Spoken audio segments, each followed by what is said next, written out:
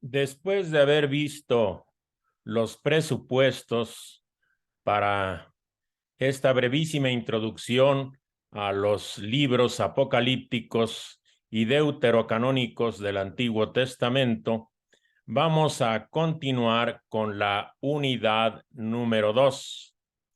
Quisiera yo invitarles a pasar al índice de nuestros apuntes, mismo que ahora voy a proyectar frente a ustedes.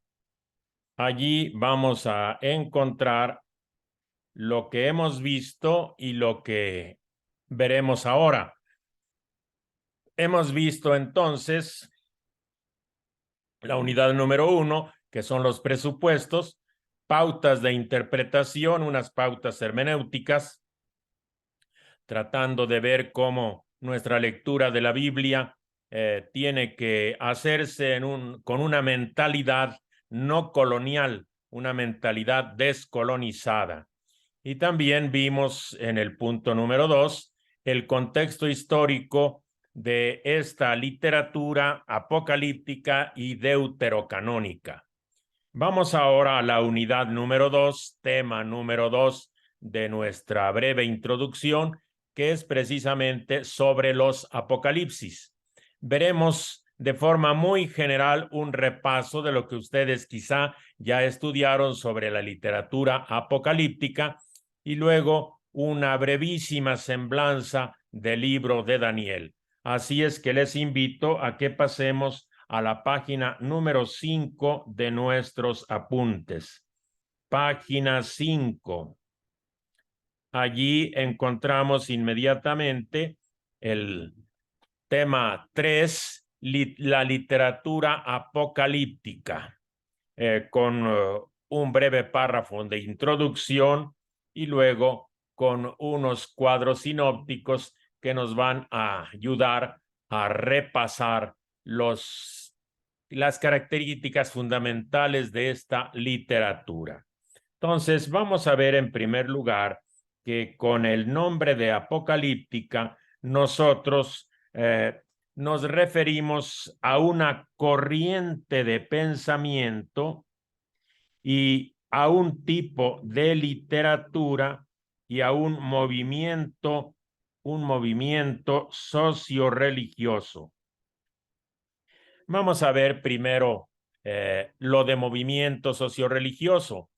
Habíamos visto que en la época, sobre todo cuando Israel estuvo bajo el dominio de los griegos, primero sabemos que estuvo bajo Alejandro, pero duró muy poco tiempo, quizá unos 10 años, y después sobre los sucesores de Alejandro, primero sobre los sucesores de Egipto, los Ptolomeos, y luego sobre los sucesores ya en la zona del creciente fértil, sobre todo de la zona de Mesopotamia, de Siria y de Palestina.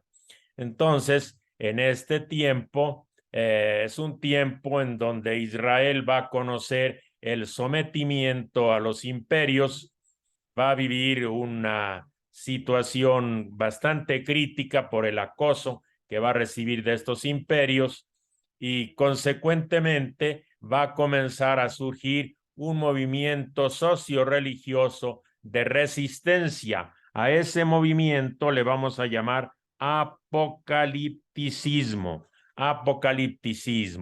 un movimiento de resistencia frente a los imperios dominantes. Y entonces en este tiempo de resistencia va a ir surgiendo esa conciencia de su identidad cultural, de su identidad religiosa, y esto es una corriente de pensamiento, un modo de pensar, una visión de la historia, una visión de su propia identidad. Y obviamente este movimiento socio-religioso y esta manera de pensar va a producir muy pronto un tipo de literatura muy particular, lo que vamos a llamar nosotros una literatura apocalíptica, que tiene unos motivos literarios, una manera de elaborar pues de escribir esos libros, que pues es muy característica, muy propia y muy diferente de las literaturas que conocíamos en la tradición bíblica, muy diferente a los textos legales, a los textos sapienciales y a los textos proféticos. Los textos proféticos son resultado de poner por escrito la predicación de los profetas. En cambio, la literatura apocalíptica, desde el principio se escribieron como libros. Los apocalípticos fundamentalmente produjeron libros. Esto hay que tenerlo en cuenta. Cuando hablamos de la literatura apocalíptica, tenemos que pensar que los apocalípticos no escribieron, sino que produjeron libros. Vamos a ver entonces qué libros produjeron. Nosotros en la Biblia conocemos algunos libros apocalípticos, pero veremos que hay muchos más. Los que se recogieron en la Biblia aparecen un libro en el Antiguo Testamento, que es el libro de Daniel, y luego algunas pequeñas secciones en otros libros. En Ezequiel, pues 2 capítulos que se consideran apocalípticos. En Isaías, más o menos 3, 4 capítulos discutibles, pero muchos consideran apocalípticos. 24, 25, 26 y 27. También en Isaías, los capítulos 34 y 35 son considerados apocalípticos. En Zacarías tenemos otros capítulos del 9 al 14, le llaman el Deutero Zacarías, la segunda parte de Zacarías, que es considerada literatura apocalíptica. Pero un libro más o menos completo es el libro de Daniel. En el Nuevo Testamento, porque esta literatura abundante también tiene expresión en el Nuevo Testamento. Está en el último libro del canon, el último libro del Nuevo Testamento, que es el libro del Apocalipsis. Y fundamentalmente este género literario recibe su nombre gracias al título que lleva este libro, que se llama Apocalipsis de Jesucristo. Bueno, y además hay un Apocalipsis en los textos paulinos, hay unos versículos que aparecen en las cartas paulinas, sobre todo en los tesalonicenses, y luego hay en los evangelios sinópticos, en Marcos 13, Mateo 24 y Lucas 21 del 15 al 36. Más o menos 3 capítulos en los evangelios y 3 versículos en la segunda carta de Pedro. Eso es lo que encontramos dentro de la Biblia, dentro de los libros canónicos, dentro de los libros inspirados.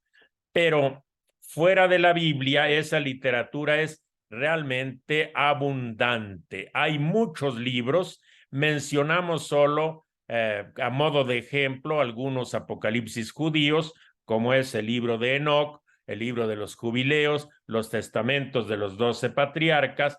Tenemos también los Salmos de Salomón, el libro segundo y tercero de Baruch, el Apocalipsis de Abraham, la Asunción de Moisés, los oráculos civilinos y la vida de Adán y Eva. Pero en la época del cristianismo, o sea, a partir del siglo I de nuestra era, vamos sobre todo a finales ya del siglo I, siglo II en adelante, van a haber también apocalipsis elaborados por comunidades cristianas, y entonces tenemos el libro de la Didache, pero no completo, sino el capítulo 16 nada más. Luego, el Apocalipsis de Pedro, la Ascensión de Isaías. La Ascensión de Isaías es un libro escrito en las comunidades cristianas. El Pastor de Hermas, el cuarto libro de Esdras, el Apocalipsis de Isaías, que es de origen cristiano, el Apocalipsis de Sofonías y el Apocalipsis de Pablo. Hasta San Pablo le atribuyen unos apocalipsis. ¿Cuáles son los rasgos generales de estos apocalipsis? Generalmente la literatura apocalíptica está llena de visiones y de audiciones, lo que se ve y lo que se oye. siempre hay un mediador trascendente, una persona que va al cielo, ahí recibe una revelación y la comunica. Y por eso ustedes ven que aparecen aquí, pues, Salomón, Baruch, Abraham, Moisés, las sibilas, pues, Adán y Eva, Hermas, Esdras, estos personajes que supuestamente van al cielo y allí reciben una revelación. Son mediadores de esa revelación que después comunican por escrito. Como ustedes ven, son libros seudónimos. Una característica es la pseudonimia.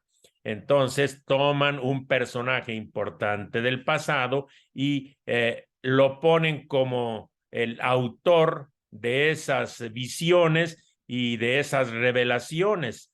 Pero obviamente cuando nosotros hablamos de Adán y Eva, pues naturalmente, o de Moisés o de Abraham, tenemos que entender que son seudónimos. Es un recurso literario de poner esas revelaciones como si procedieran de esos personajes importantes del pasado.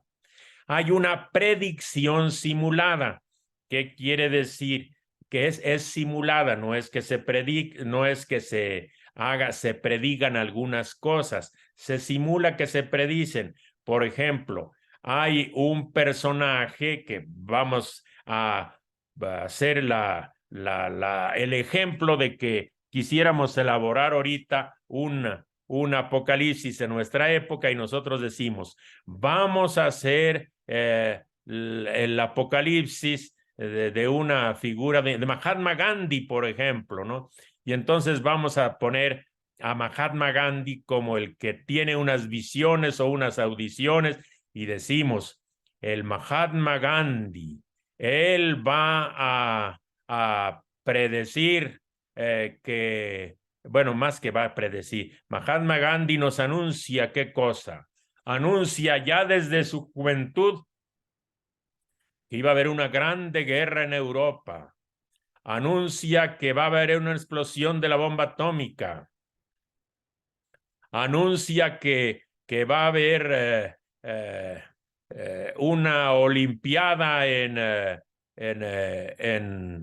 Japón, anuncia que va a haber la caída del muro de Berlín, anuncia que va a haber la guerra de Ucrania. Y pues realmente nosotros tomamos, ¿qué quiere decir? No que esté prediciendo, sino que acontecimientos que hoy conocemos, pues los ponemos como si fueran comunicaciones del Mahatma Gandhi. Entonces, una predicción simulada. Siempre utiliza el lenguaje figurado, muchas imágenes, visiones grandiosas, sobre todo visiones del trono de Dios. Luego, cuando crea un símbolo, el Apocalipsis mismo lo descifra. Y finalmente, el esquematismo es muy propio de esta mentalidad. Siempre son esquemas de 10 conjuntos de 10, conjuntos de 7 y así sucesivamente. ¿Cuáles son los contenidos de los Apocalipsis? Lo anterior eran las formas, ahora los contenidos. Dualismo de 2 eones, 2 etapas. El eón, no león, el eón o era futura y la era presente, el futuro y el presente. Universalismo es una visión de toda la historia, pero también de la suerte de los individuos.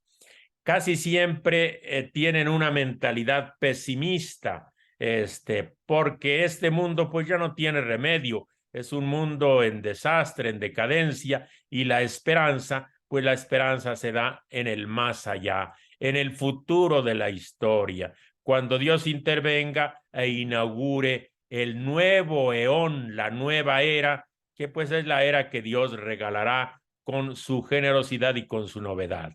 Y luego todo está determinado en esos esquemas de la historia y además el fin ya está cercano. La salvación va a ser exclusiva para quienes, solamente para los que se mantienen fieles. Los infieles van a la perdición. Y luego el espacio está claramente dividido.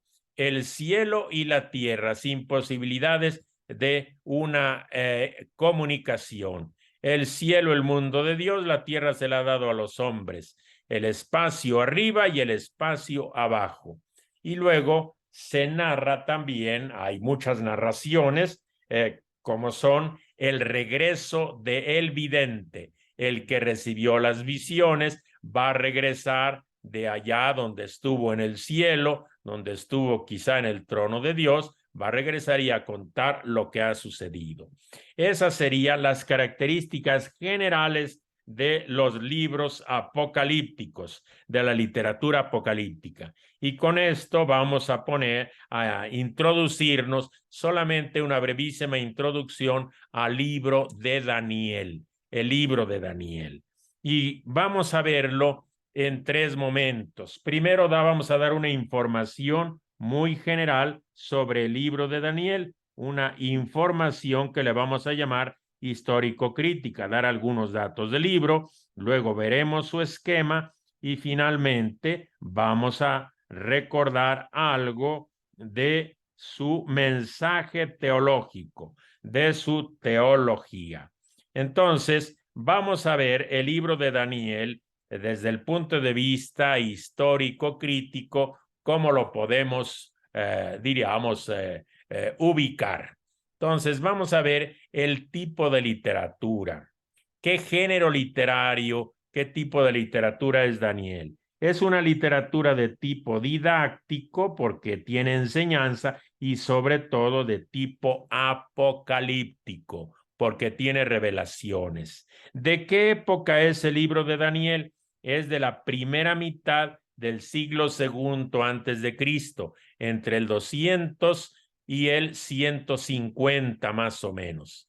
Pero el libro de Daniel, en forma ficticia, alude al exilio en Babilonia, cuando el pueblo estaba en el exilio, pero en realidad el libro procede del siglo II antes de Cristo, pero sus historias, sus relatos, hacen la ficción literaria de contar lo que sucedió en el destierro de Babilonia. En los idiomas, aquí sí tenemos una singularidad grande del libro de Daniel. El libro de Daniel está escrito en hebreo, en arameo y en griego, en tres idiomas. En hebreo, prácticamente el capítulo 1, 4 versículos del 2, y luego los capítulos del 8 al 12. En arameo, capítulo 2 hasta el capítulo 7. 2, 3, 4, 5, 6 y 7. 6 capítulos en el idioma arameo.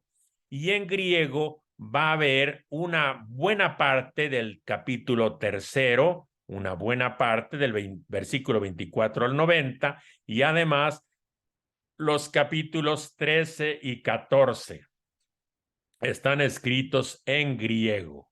El libro de Daniel está escrito en griego. Estas son partes, lo que está en griego son partes deuterocanónicas, que no están en el libro canónico de Daniel, sino en el libro de Daniel traducido al griego, y traducido al griego salió aumentado con buena parte del capítulo 3 y estos dos capítulos 13 y 14.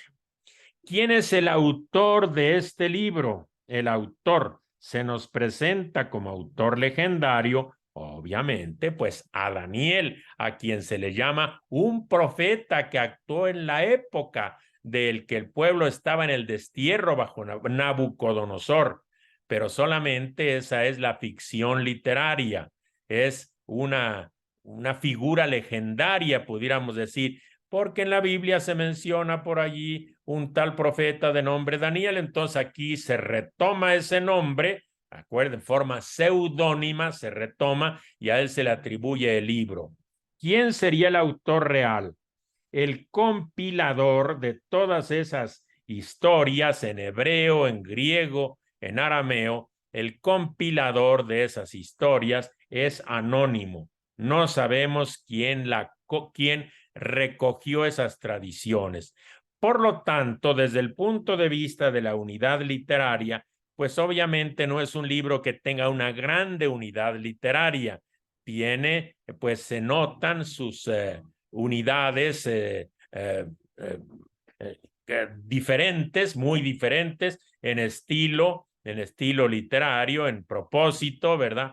Y se nota que hay una grande trabajo de recopilación. Entonces se recopilaron historias, no sabemos quiénes la hayan recopilado, todo eso lo ponen como si viniera del grande profeta del antiguo, del tiempo del destierro, que sería Daniel.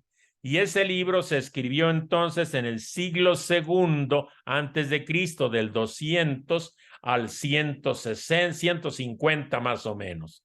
Recordamos que, como hemos visto, que es la época en que el pueblo de Israel ya no está bajo el dominio de los Ptolomeos de Egipto o Lágidas, de Ptolomeo Lagos, sino que está bajo los Seleucidas, y es cuando los Seleucidas quisieron pues imponer una dominación muy fuerte, una dominación cultural severa. Bueno, ¿cómo está organizado el libro? El recopilador trató de hacer una organización más o menos coherente, y vamos a tener sobre todo relatos, luego visiones y finalmente un apéndice en donde también hay relatos. Entonces, relatos, visiones y un apéndice narrativo. ¿Qué cosa es lo que encontramos en los relatos? Pues relatos que conocemos, por cierto, bastante por los jóvenes en Babilonia en concreto, pues se nos va a hablar de aquellos famosos 3 jóvenes. Luego el sueño de Nabucodonosor, la famosa estatua que él vio y que Daniel se encargó el sueño de Nabucodonosor, la estatua, y que Daniel se va a encargar de descifrará la estatua. Luego vendrá otro sueño de Nabucodonosor, rey de Babilonia, y entonces será el sueño del famoso árbol. Y finalmente el banquete de Belsasar o de Baltasar, ese banquete en donde de repente están en la fiesta, una fiesta donde utilizan en Babilonia, ¿verdad? Utilizan los vasos sagrados que llevaron del templo de Jerusalén en una especie de orgía y de excesos, y de repente va a aparecer aquella mano que va a escribir Manetesel Fares, contado, pesado y dividido, y ya lo interpretan. Luego estará Daniel en la cueva de los leones, donde va a ser liberado. Bien, vienen después las visiones. Las visiones que encontraremos 4 animales, las 4 bestias y un ser humano que baja del cielo. Luego viene la visión del carnero y el chivo, la visión de las 70 semanas, de un hombre con una túnica de lino. Eso hay que tenerlo presente. Y finalmente, una visión sobre la resurrección futura. Vendrá después en el apéndice la historia de sobra conocida en el capítulo 13, que es deuterocanónica, solo está en griego, que es el episodio de Susana, la casta Susana y Daniel, que la libró de una muerte segura. Y luego encontraremos la estatua del dios Bel, donde otra vez Daniel pues descubre que esa estatua pues es un simple ídolo que ni come ni bebe. Y finalmente el dragón inmenso, ¿verdad? La serpiente a la que adoraban, y que Daniel pues lógicamente con algún alimento que le proporciona pues hace que se muera la serpiente y se acabe toda la adoración. El famoso dragón. Bueno, ¿qué mensaje teológico se nos comunica en este libro de Daniel? Bueno, el mensaje teológico es en un cierto sentido bastante sencillo. Vamos a verlo sobre todo en algunas líneas, una introducción, unas líneas. Nos va a comunicar las convicciones que necesitan las comunidades para tener consuelo y sentido de la vida, que es presentar a Dios como Señor de la historia. La historia, aunque está un poco ajetreada y con muchas conquistas y dominaciones, sin embargo, está en las manos de Dios. Luego viene el juicio divino, el Dios interviene para hacer justicia en la historia y por lo tanto hay esperanza, pero para el futuro, y inculcar que mientras llega el final hay que vivir observando la ley que Dios le ha dado a su pueblo. Entonces, en forma general, con esto, ¿qué cosa pretende darnos como mensaje el libro de Ezequiel? Entonces, pretende dar un mensaje de enseñanza a las comunidades. ¿Para qué? Para que sobrevivan resistiendo en medio de esa situación, sobre todo de agresión por parte de los imperios, y tratar un poco de encontrar un cierto orden del mundo de acuerdo al proyecto de Dios, que en el proyecto de Dios las cosas no están tan desordenadas, tienen su sentido. Y de esa forma, el interés principal de los apocalipsis es animar al pueblo, no asustarlo ni inducirles en terror, sino animarle al pueblo a perseverar en su fe, en sus identidades y en sus convicciones, en medio de las persecuciones, que pueden ser muchas. Persecuciones porque el mundo es injusto y es violento. Entonces, para animar al pueblo se dan algunas enseñanzas, de modo que pueda sobrevivir y mantener su identidad frente a esa agresión de los imperios dominantes y conquistadores. Y para ello, entonces, hay que poner muy claro y muy firme la fe en Dios como Señor de la historia. ¿Cuántos dioses hay? A cada ratito se presentan los dioses de los babilonios, ¿verdad? Que pueden presentarse como el dios Bel, como una serpiente, etcétera, etcétera, pero todo eso son ídolos y entonces la convicción que tiene Daniel es que hay un solo Dios al que Daniel adora. Y todos los acontecimientos están encuadrados en ese plan de Dios. Por lo tanto, la historia universal, toda la historia universal, está organizada en periodos, pero toda tiene su desenlace ya próximo y de acuerdo a los planes de Dios. Ese desenlace está oculto a los seres humanos. Ya en esa época, pues nadie sabe cuándo iba a intervenir Dios. Se dan unas fechas simbólicas, pero son solo simbolismos, ¿verdad? Ahora, otro mensaje es que los males de la historia no se originan en Dios. Dios no es el que el autor del origen de los males, sino que esos males sobrevienen de los gobernantes opresores, de los grandes imperios, pero ellos serán destruidos y serán destruidos solamente con el poder de Dios, sin intervención humana, destruidos solamente por el poder de Dios, Señor de la historia. Y cuando Dios interviene, lo hará en los últimos tiempos. Dios va a intervenir para hacer justicia a favor de sus fieles, justicia a favor de sus fieles y poner la historia, todo en la historia en su lugar. ¿Qué significa hacer justicia y poner todo en su lugar? Que entonces triunfarán los justos, los que ahora sufren violencia, y los impíos tendrán condenación. Y eso será pues por el juicio definitivo y el reinado definitivo y universal de Dios que se va a establecer. Y de esta forma se quiere reavivar la esperanza y consolar a los fieles al Dios vivo de que la victoria final será de Dios. Ahora, la esperanza futura, ¿en qué se apoya? Hay esperanza para el futuro, pero aquí sí tenemos una novedad en el Antiguo Testamento. La esperanza se fundamenta en la resurrección. Los seres humanos morirán, pero hay una esperanza de resurrección.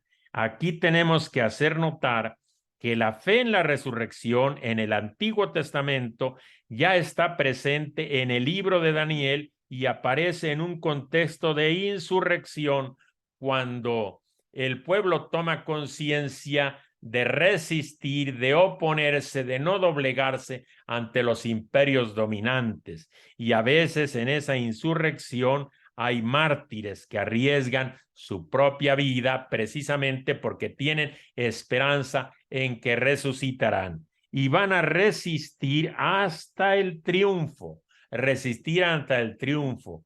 El presente como tal es de alguna forma ilusorio en los planes de Dios. El mundo más real y en forma definitiva es el mundo del más allá, el mundo futuro. Y entonces en este mundo que es ilusorio, pues reinan los déspotas, pero después los déspotas y los malvados de este mundo van a ser aniquilados. Los déspotas y sus cómplices y sus cómplices malvados van a ser aniquilados. Bien, ahora, ¿cómo hay que vivir en este mundo tan difícil? Pues hay que vivir observando la ley, la observancia de la ley. El pueblo por el momento, pues como los imperios opresores y en concreto Antíoco Epífanes ocupó el templo y lo profanó y además suprimió los sacrificios, ¿qué cosa le queda al pueblo para manifestar y expresar su fe en Dios? Pues obviamente que al pueblo le queda el cumplimiento de la ley, su fe, que sigue siendo firme, clara y que honestamente cumple la ley de Dios. Y este es el ideal por el momento de la religiosidad y de la piedad judía, con la convicción de que la ley salva al justo y además el cumplimiento de la ley por parte de los fieles va a provocar el fracaso de los enemigos. Y mientras el pueblo cumpla la voluntad de Dios expresada en la ley, hay esperanza de que Dios intervenga en la historia y haga justicia. Una presentación breve, muy sencilla, que invita a leer el libro de Daniel.